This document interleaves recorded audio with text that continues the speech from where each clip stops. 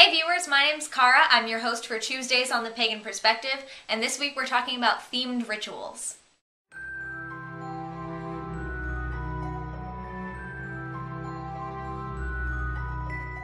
I apologize that I didn't make a video last week. I completely forgot because I was leaving last Wednesday to go to LA for about a week for a wedding. And I was packing on Tuesday and I just completely slipped my mind. So what I'm going to do instead is, instead of doing a video on my personal channel, since videos sort of take longer, I'm going to do a blog post answering last week's topic, which was about invocations or incorporations. I'm not sure if I'll have time to put that up tonight, but look for that later in the week, and I will link it back to here. So this week's topic is about themed rituals, and the question originally, it was asked in two parts, and then I put them together. The first time, the question was just, if you were going to do a Star Wars themed ritual, what kind of things would you do for it, and who would you use to represent the god and goddess?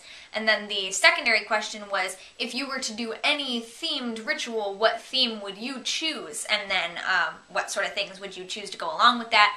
And then the questioner also said that they were tossing around the idea of a Harry Potter themed ritual and who they would use to represent the god and goddess for that and things like that. So this is just a really fun topic sort of to bring us up to the collab's anniversary, because this upcoming Saturday, the 16th, is my birthday. It's also the collab's birthday. We started it on my birthday in 2009. So the collab will be 5 years old this Saturday. So this is just kind of a fun thing. We're gonna do it, then the subs are gonna do the same topic. It's gonna be great. So beginning with Star Wars, I'm not unfamiliar with Star Wars, but I'm not a huge Star Wars fan. I haven't watched it multiple times or anything like that.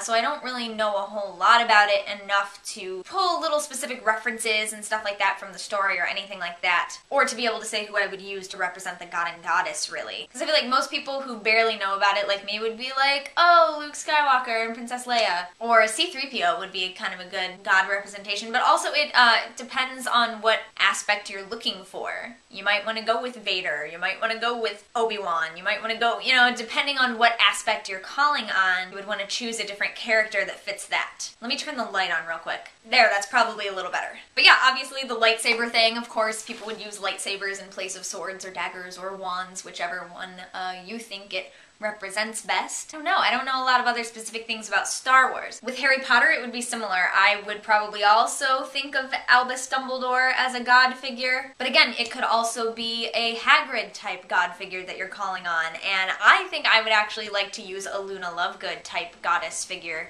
but Hermione has her aspects as well, so there's different reasons that you would choose different people. Sierra. I just got home from my vacation and Sierra misses me, so she's been crawling all over my lap for the past couple hours. Yep. But anyway, as for my own themed ritual, I think with my life as it is right now, the first thing I think of is a tea party themed ritual. I think that would be fantastic, and I would choose different types of tea for the different things that I wanted to occur. You could choose a different tea that represents the god and the goddess that you're calling on, whoever it may be. And it doesn't necessarily have to be a character. For me, I think you could do a themed ritual, Star Wars themed or Harry Potter themed or whatever, and still call upon the usual deities that you work with. It doesn't have to be a character representing them. So either way, or it could be. But if I were to choose characters or figures that are symbolic of those deities, then there are sort of two routes that I think I would take. I would either go the Alice in Wonderland route, because I associate Alice in Wonderland with tea parties, and I would go with something like the Mad Hatter and Alice, or maybe the Caterpillar and either the Red Queen or the White Queen. Another goddess figure might be the singing, talking flowers, things like that. So there's a lot of characters from that you could go with.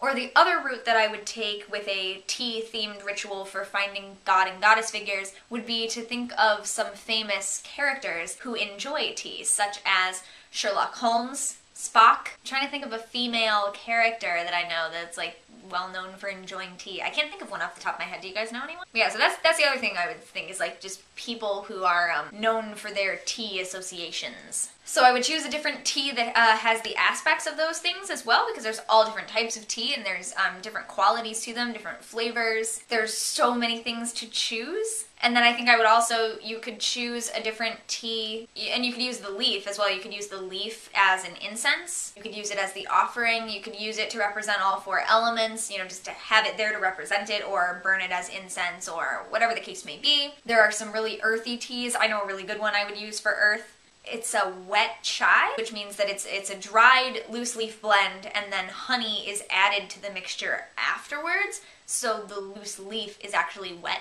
And when you pour it, we have it at the tea parlor, when you scoop it, it kind of like crawls over itself and it looks very much like soil. So I would definitely use something like that. And then of course you could use, you know, you could find one that specifically is very cleansing, and you could use that as your cleansing of self. Maybe add a little salt to it instead of sugar. You could use it to cast the circle. You could sprinkle the leaf or sprinkle then the actual tea that you brew from it. You could brew tea as part of the ritual. Brewing things is very witchy. I always feel witchier when I'm like cooking things and kind of like making things. There are just so many different things that you can do with it, and I didn't realize until very recently, but you can drink them hot, you can drink them cold. You can crush them, and as I said, use them as incense. You can crush them and use them as spice on top of your other cooking. You can add it to like a pasta, or he said that he's a vegetarian, but he said that some people will crush up his loose leaf tea and use it as a rub on meat, or, you know, use it on roasted vegetables that you're grilling,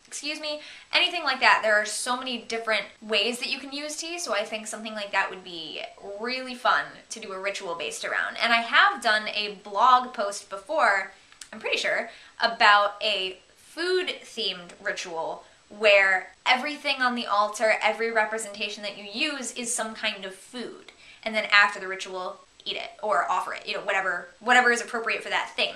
But you could go many routes with that too, because you could choose a food that is representative of the element or the deity or whatever the case may be, the working that you're doing, or you could choose something that is the color that represents that. So you could use an apple, because an apple is a symbol of magic and fertility and wisdom and that kind of thing, or you could use an apple because it's red, so it symbolizes fire, or whatever red symbolizes in your system of working. I think things like that are really fun, and now I kind of really want to do that. Guys, want to come to a tea party themed ritual? I feel like we should do that. So that's my idea. Really fun topic. Thanks so much for asking it. Thank you all for watching, and I will see you next month, because the subs are up next. Actually, I think the subs have a couple of weeks, and then the regular hosts are back in September. We always have a few weeks off to celebrate the collab's anniversary. So thanks for being here. 5 years. That's awesome. No matter how long you've been here, thank you so much for watching. I really appreciate it. I know that my life has gotten really busy lately, and I haven't been as on the ball, and I've had a great team behind me, and we're going to be looking for some new team members in the future. I'm not sure exactly when we're going to be doing that, because there's kind of a lot going on for all of us right now.